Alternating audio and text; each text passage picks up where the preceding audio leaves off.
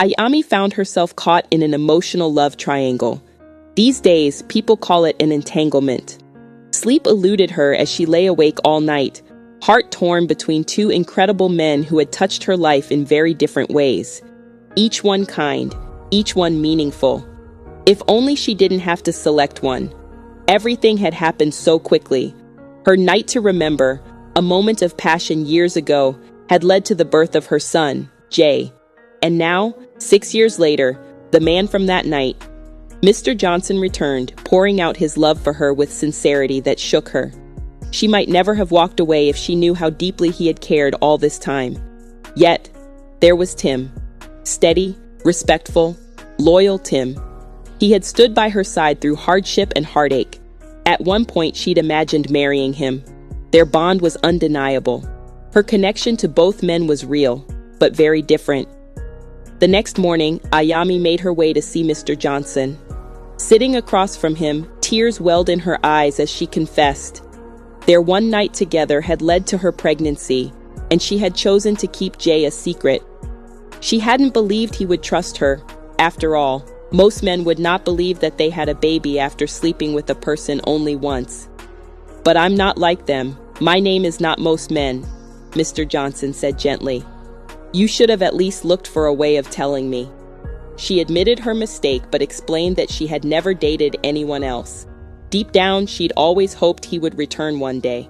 Moved by her honesty, Mr. Johnson pulled her into an embrace. "I wish you had told me," he said, voice thick with emotion. "I would have stood by you. I always take responsibility." He professed his enduring love for her, revealing that no woman had ever taken her place in his heart.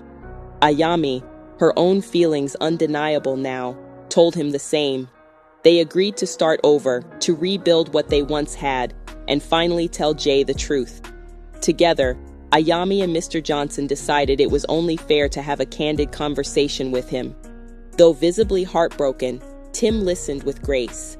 He saw in Ayami's eyes that her heart belonged to Mr. Johnson, and he understood that Jay deserved to know and be with his father.